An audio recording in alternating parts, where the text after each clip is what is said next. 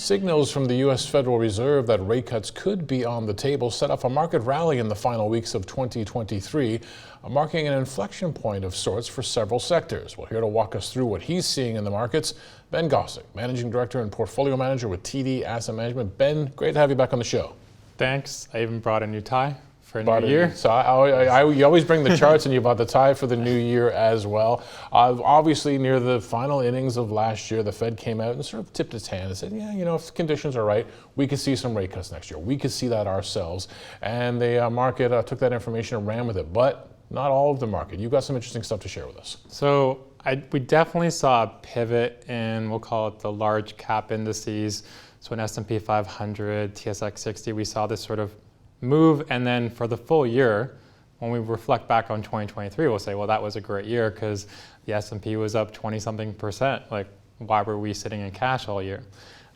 We have been talking about a market of stocks, I think, all of 2023, and that market of stocks has actually been in a bull market, we think, for about 18 to 19 months. So that takes us back to the summer of 2022. And throughout that bull market, there has been some key pivot points. In particular, one was around March and April of 22, which was when the Fed started their hiking cycle. We saw sectors like housing and trucking. So these are sectors that you would think would lead an economic cycle, outperform, and still outperform. And then when the market made its bottom in November, so the S&P of that year, we saw other sectors like semiconductors make their bottom and move. With this last Fed announcement, what was notable to me were three sectors that made a pivot, and that would be banks, healthcare, and real estate. So let's talk about them. I know because last year you and I would have discussions about financials, but the discussion was more around the life cos having the leadership there and not so much the banks. So maybe we start walking through some of those sectors. Yeah, so definitely there's a broader secular trend that I can chart even to prior to the financial crisis of U.S. insurance outperforming U.S. banks. But we are in a period where we are now seeing a leadership change towards the banks. I know I brought some charts as I normally do. I was just checking to see if they were So here they are, financials versus the S&P 500. We got market cap weighted and equal weighted. So walk us through these charts. What are they telling us? And again, just to sort of level set, remind people, the way that we like to look at the market is to look for relative strength. So think of it as a tug of war. On the left-hand side, what you're looking at is S&P 500 financials, and that's a tug of war versus the S&P 500. It's all market cap, so you have to understand that companies like a JP Morgan or a Berkshire or Bank of America would represent the majority of that index, and you could see 2023 was a really tough year for banks, and it's not until we get to that November around that Fed decision that we see kind of like a little lift, and so I'd say that's notable. What's really interesting is, and we've talked about this, about looking at things on an equal weight basis. So let's make JP Morgan equal to the tiniest regional bank in the index. And then let's put that over an equal weight S&P 500. And you could say, I'd say since spring of last year, we've actually been kind of like on a 45-degree angle. But what you can't tell was about that leadership change. So that a lot of it was being driven by insurance. So you could really see the strength of insurance. And then around that Fed pivot, we saw insurance take a break, and we saw a rotation into banks. And so that's, we have banks that are going to start the reporting season this Friday, but heading into those earnings, they're carrying some interesting momentum. Okay, so that's a very interesting move in the financial space. You mentioned healthcare and real estate as well, and this idea that when the Fed, finally tipped its hand, despite what the market had been predicting they would do this year, some sectors woke up.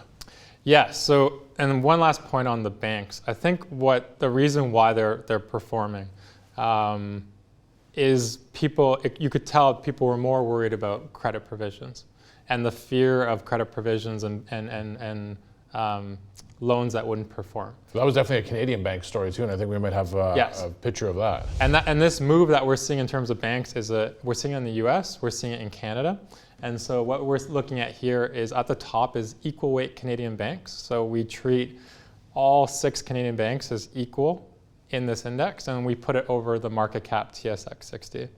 And what's really notable about Canadian banks, and this is why I think so many people own Canadian banks, is that, look, banking is a cyclical sector. And when you look at this chart, you can really see that banks can go on a 4-year run. So when we had the oil collapse in 2014, 2015, we saw banks depressed because we were worried about their exposure to the energy sector. That fear was not warranted. And so then they went on a 4-year outperformance. And then sometimes they run into issues like banks, again, economic cycle, and they go through 2 years of underperformance. Canadian banks have been underperforming since, call it, the end of 21. So we've had 2 years of underperformance, and then, just like with the US banks, we've seen a notable shift in the banks. Again, I think it's driven by the fear of the credit provision. So I was marketing across the country. Everyone's saying, aren't we worried about the Canadian banks? All these mortgages are going to reset. Doesn't the stock market understand what's going on? And it's like, yes, it reflected that in the fear. We don't need the Fed to cut to see the benefits already, because we've already seen it across the yield curve. The market is already taking 1% off rates across the board. We borrow at those rates today. And so already we have provided, we'll say, financial pressure release across the board.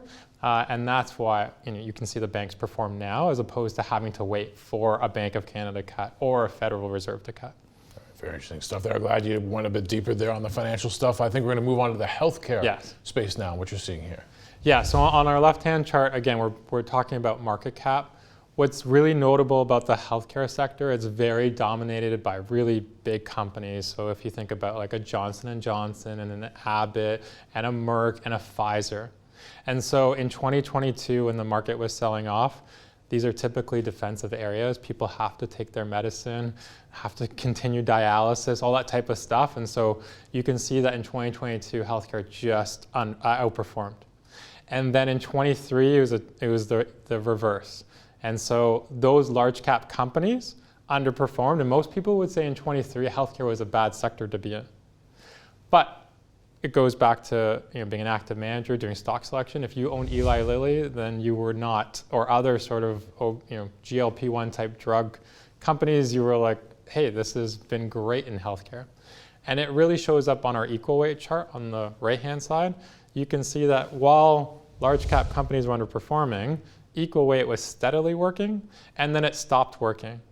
And we talked a lot about this last year in that there are lots of companies in the healthcare industry that were facing some existential crisis because these obesity drugs might impair their business model. So if people who are who would have been disposed to diabetes don't become diabetic because their weight is under management, those are billion-dollar franchises where people are saying, are you able to earn the dollars in the future that you're earning today?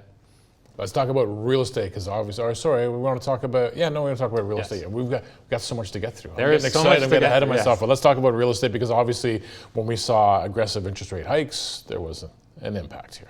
Yeah, and so you would expect, a lot of times you're looking at the market and you're like, I expect certain things to happen, you see it, and you're like, okay, not surprised. And sometimes you look and you're like, hey, I expected something, I didn't see it happen. With real estate, very bond-like, we saw interest rates go up, we saw real estate underperform. Throw on top of that issues with office, issues regarding commercial real estate, all that type of stuff, a wall of debt, all that type of stuff. Yes, it's just fuel on the fire. It's underperformed. We're seeing a turn in U.S. real estate sector, and I see it on market cap and equal weight. So it's not just like one or two stocks that are moving it, it's all stocks are moving. Not only that, Greg, I see it in Canada and I see it in Europe. There's a global phenomenon where sort of real estate had underperformed and it pivots. Now, if I look at those charts, they seem to be in secular decline. And so it's very possible that what we're seeing in real estate is, we declined, we're gonna unwind, and we could continue that decline. So I'm not saying there's gonna be some bonanza in real estate, but it does look like there is a relief rally tied to the fact that interest rates have fallen. Now, a lot of those charts had something in common where we saw where the Fed came in, stepped in, changed the markets thinking about what they might be up to this year. The inflection point, we are told that telecoms and utilities are also very rate sensitive. They didn't appear to wake up, I think, from the charts you're going to show us. What's going on there? And that's why I find even more notable. There's stuff that you would expect. You see it show up on the chart. You're like, the market is doing what you would expect it to do. I find it more fascinating when you expected a result and you saw something else happen. So we've seen staples decline even more. We've seen utilities decline more and telecom stocks. And you would think, well, they were declining all this time before. The narrative was, yes, this is being driven by interest rates. So we lower interest rates across the yield curve by 1%. We see certain sectors perform, and then these ones got worse. And so now it's just like, what's going on? And that's something that I continue to ask myself, like, why aren't they participating? And I don't have that answer right now, but that's the beauty of, looking at charts, looking at patterns. I find they're not crystal balls, but they help you to direct like where to focus and where to ask the right questions.